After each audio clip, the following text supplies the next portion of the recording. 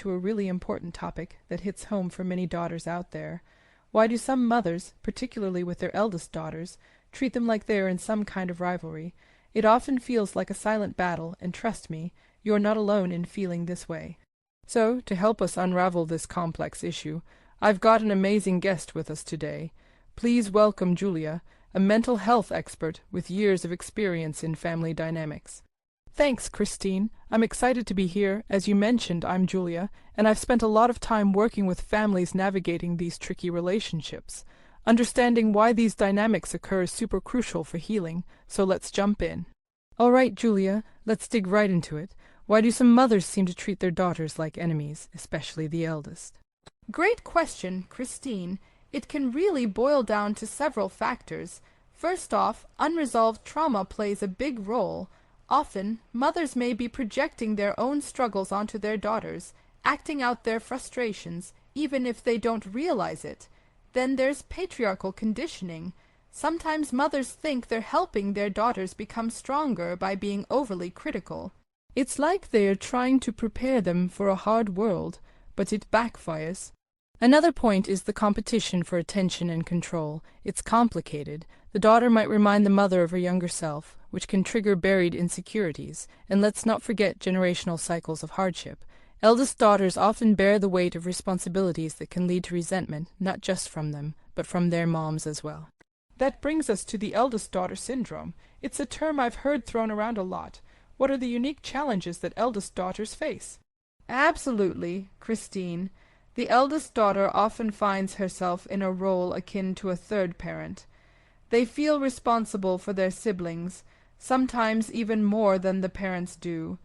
This can create unrealistic expectations around their behavior and achievements, which is just too much pressure for one person. Additionally, favoritism can be a big factor.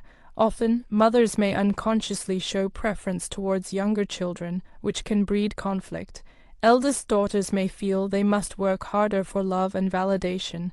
That's a heavy load to carry emotionally and mentally. Wow, that sounds overwhelming. What are some clear signs that a mother-daughter relationship might be unhealthy? Great question. There are a few key indicators. Constant criticism is a massive red flag, especially if it leaves the daughter feeling worthless. Emotional invalidation also plays a role when a mother dismisses her daughter's feelings or experiences. Another sign to look for is gaslighting, where a mother might manipulate her daughter's reality, making her second, guess her own thoughts and feelings. Control over choices, whether related to personal life decisions or major milestones, is another sign of an unhealthy dynamic, and often there can be comparisons with siblings or other women that create feelings of inadequacy. That's really insightful, Julia. How does this dynamic impact daughters as they grow into adulthood? It can be pretty significant, Christine. Many daughters struggle with self-esteem and self-worth issues because of this upbringing. They often have a hard time forming healthy relationships. People-pleasing tendencies become deeply ingrained, leading them to prioritize others over their own needs, and perfectionism can set in, causing them to always feel like they're never good enough. Another challenge is setting boundaries. They may struggle to say no or advocate for themselves, which can result in unhealthy relationships later in life. So, what can daughters do to heal from these experiences and improve this relationship, or at least protect themselves? That's crucial. First and foremost, setting clear emotional boundaries is necessary. Daughters need to communicate their needs and limitations without feeling guilty.